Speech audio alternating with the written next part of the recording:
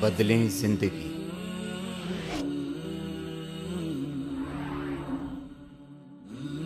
زیتون T V.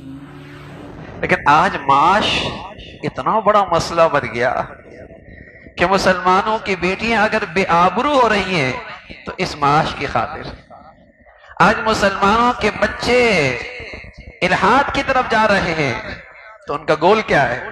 معاش، status.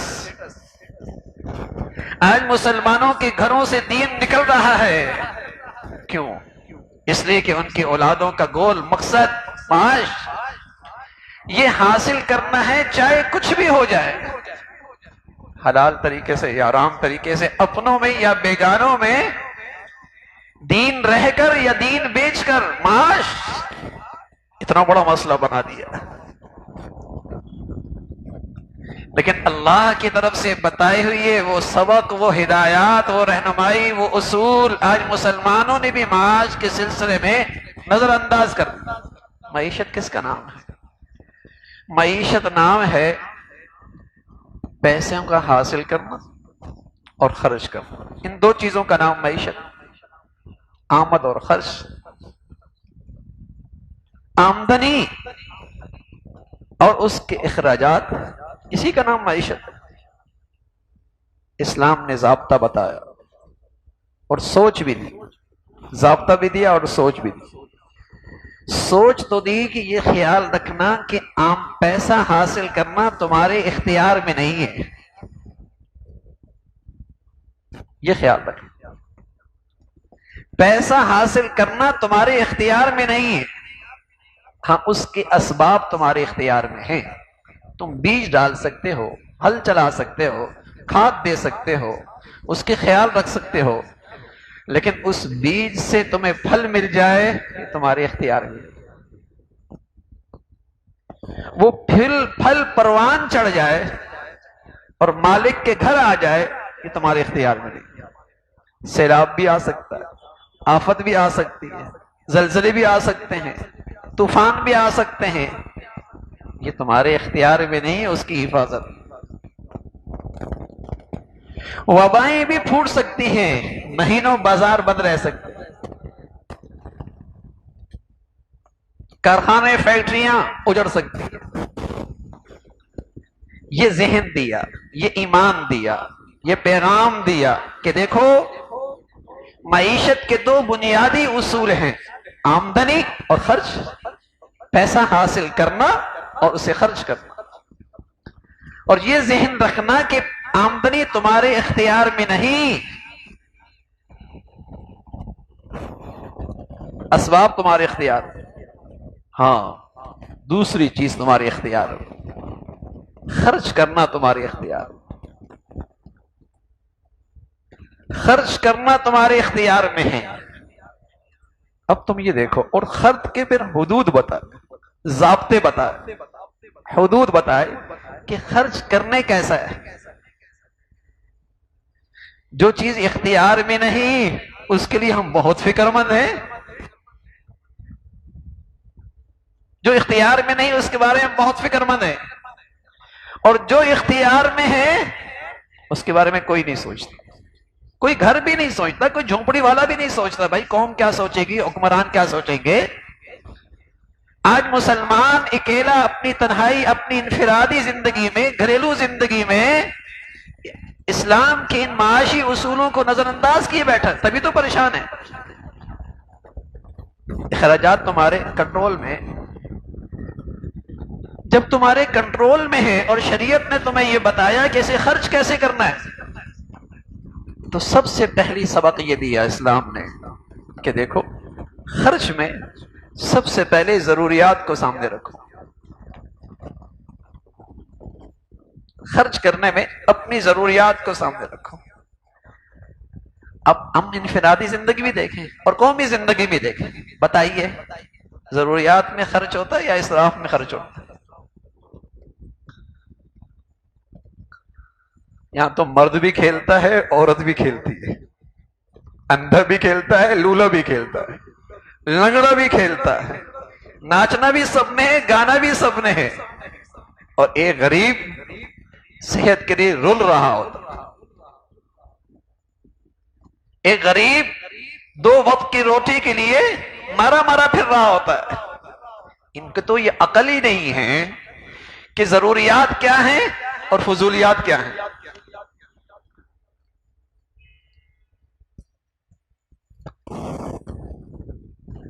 مسلمان کہلانے والا کم از کم اپنے اللہ کی باتوں کو تو سامنے رکھتا. معاش اور معیشت کے سلسلے میں پہلا اصول، خرچ تمہارے اختیار میں ہے، آمدنی اختیار میں نہیں. اس خرچ میں سب سے پہلے ضروریات دیکھو. گھریلو زندگی میں، کنبے کی زندگی میں، لیکن اب گھر کی زندگی کی ضروریات کتنی ہیں اور بتائیے، نمائش کتنی ہوتی، اسراف کتنا ہوتا ہے، ریا کتنا ہوتا ہے، دکھلاوا کتنا ہوتا ہے، ضروریات کتنی ہیں. رسول اللہ صلی اللہ علیہ وسلم فرمایا کرتے تھے الاقتصاد نصف المعیشہ، آدھی معیشت تو تمہاری اسی سے قابو میں آ جائے گی تب تمہاری زندگی میانہ روی کی ہوگی. یہاں تو حال ہی یہی ہے کہ پاؤں اتنا پھیلا رہا ہے کہ چادر بھی اتنی نہیں ہے، اخراجات کنٹرول میں نہیں ہے. اور نہ یہ کہ حکمرانوں کا حال، یہ میں عرض کر رہا ہوں پورے معاشرے کا حال یہ ہے. ان کا اسراف دیکھیے، ان کا نام و نمود دیکھیے، ان کی نمائش دیکھیے. ضروریات پہ خرچ نہیں کرتا، نمائش پہ خرچ کرتا ہے، نمائش پہ خرچ کرتا ہے. نمائش میں ایک دوسرے سے مسابقہ ہے، مقابلہ ہے، ضروریات پہ نہیں ہے. معاش کے سلسلے میں اسلام کا اصول یہ ہے کہ خرچ تمہارے اختیار میں ہے، آمدنی تمہارے اختیار میں نہیں. اس خرچ میں سب سے پہلے ضروریات کو رکھو. ایک انسان کی ضرورت کتنی ہے، یہی حال ایک گھر کی ہے، ایک دفتر کی ہے، قومی اداروں کی ضروریات کتنی ہیں. لیکن آج پیسہ، دولت، حسن انتظام تو ہے ہی نہیں. حسن انتظام تو ہے ہی نہیں کہ تھوڑے پیسوں سے بڑھیا کام کر لینا، معیاری کام کر لینا. اپنے حسن انتظام سے، اپنی اہلیت سے، تھوڑے سے وسائل میں معیاری کام تو کہیں نہیں ملے گا. یہاں تو ایک تو نااہلی ہے اور دوسری طرف بددیانتی ہے. نااہلی ہے کہ تھوڑے وسائل میں اچھا کام کرنے کا سلیقہ ہی نہیں آتا، یا بددیانتی اتنی ہے کہ ان کا خرچے ہی پورے نہیں ہوتے.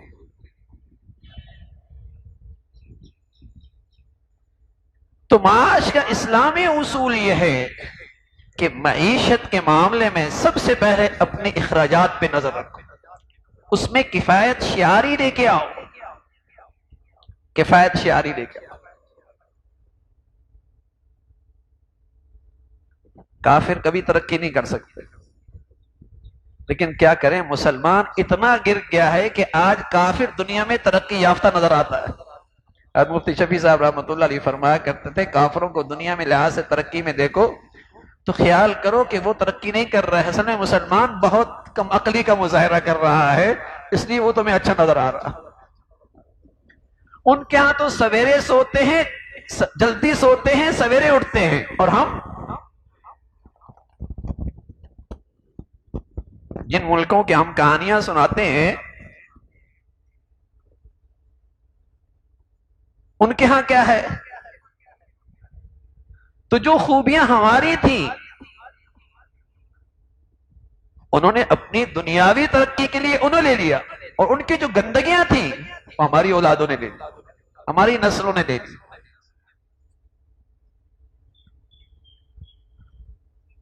کفایت شعاری بھی ہوتی ہے کہ اپنے وسائل میں رہ کر اپنا نظام چلانا.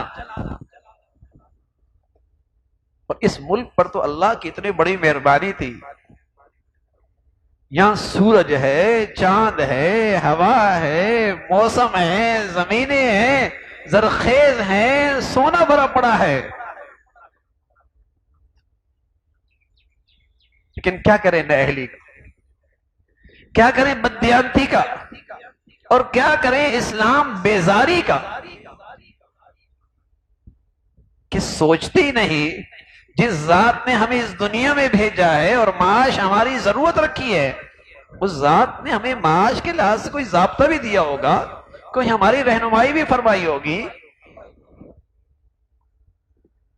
تو آمدنی اختیار میں نہیں ہے، لیکن ساری سوچ اس پہ ہے، سب سر جوڑ کے اس پہ بیٹھے، اور جس چیز اختیار میں ہے وہاں کفایت شاری نہیں. وہاں سبق یہ دیا کہ ضروریات کو سامنے رکھو. اور پھر مسلمانوں کے لیے تو ضروریات کو سامنے رکھنا ویسے بھی مسئلہ نہیں، ان کا تو عقیدہ ہے، ان کا تو یہ عقیدہ ہے کہ یہ دنیا مسافر خانہ ہے، یہ زندگی سفر ہے، اور زندگی اور مسافر آدمی ہمیشہ تھوڑے پہ اکتفا کرتا ہے نا بھائی. وہ تو قناعت اختیار کرتا ہے. رسول اللہ صلی اللہ علیہ وسلم نے عجیب پیاری دعا دی اپنی امت کو، فرمایا اللہم قنعنی بما رزقتنی، اللہ جو آپ نے دیا ہے نا مجھے، اس پہ مجھے قناعت دے دے، اس پہ مجھے قناعت دے دے، اس پر مجھے خوش کر دے. اور پھر آپ علیہ الصلوۃ والسلام نے فرمایا دیکھو جتنا دنیا میں رہنا ہے اتنا دنیا کے لیے کرو، جتنا جہاں جانا ہے جہاں وہاں رہنا ہے اتنا وہاں کے لیے کرو.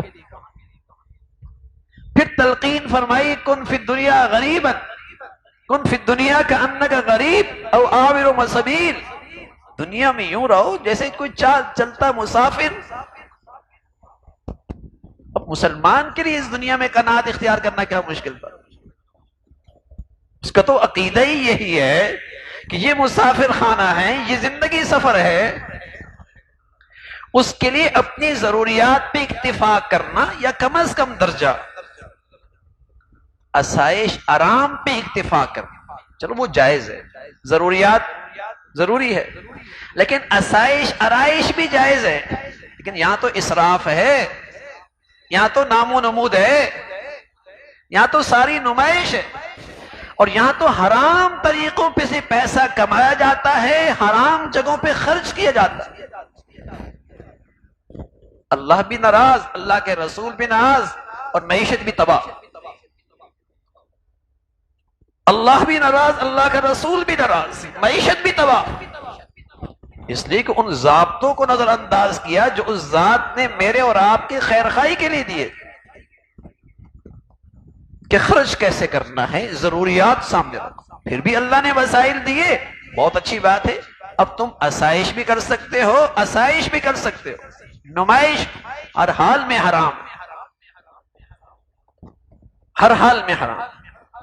یہ اسلام کا ضابطہ معاش ہے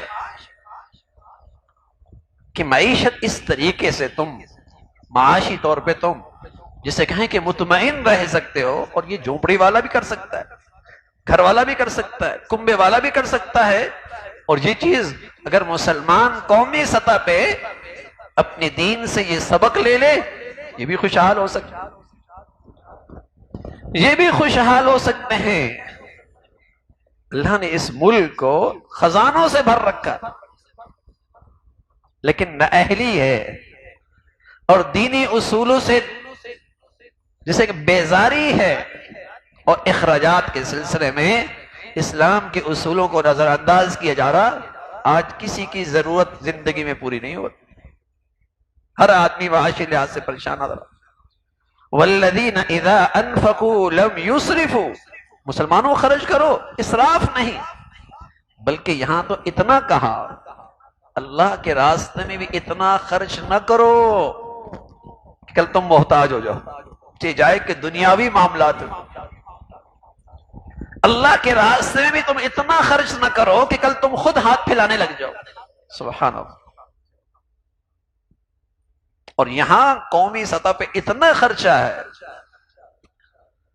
اور اتنا اسراف ہے اور اتنے لایانی چیزوں پہ، بے مقصد چیزوں پہ خرچ ہو رہا کہ ضروریات پوری نہیں ہو رہی، اور ضروریات کے لوگ سے لوگ محتاج اور پریشان حال ہے. تو رسول اللہ صلی اللہ علیہ وسلم نے ایسا دین نہیں لایا جس کا تعلق صرف عبادات اور نماز تک کا ہے، اور نہیں ایسا زندگی لے کے آئے جس کا تعلق صرف حج اور عمرے سے ہے. میری بازار کی زندگی، میرے معاش اور معیشت کے اصول بھی اللہ کے حبیب لے کے آئے،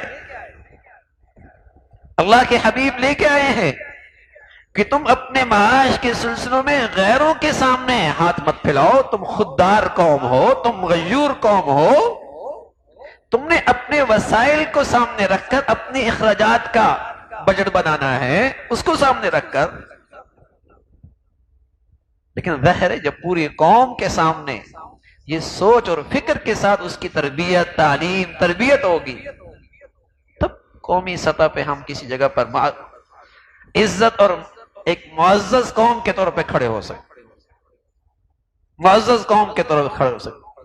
ہمارا قریب میں پڑوس ملک ہے، ہاں 2 سال تک پوری دنیا نے ان سے بائیکاٹ کیا ہوا، ان کے پاس کوئی وسائل نہیں، لیکن اپنے حسن انتظام کی وجہ سے، حسن انتظام کی وجہ سے، اور اتنے وسائل ہیں، ان وسائل میں رکھ کر اپنی حکومی مشینری چلا رہے، کھڑی ہوئی ہیں نا، اور خودداری کے ساتھ کھڑی ہوئی ہیں، خودداری کے ساتھ کھڑی ہوئی ہیں۔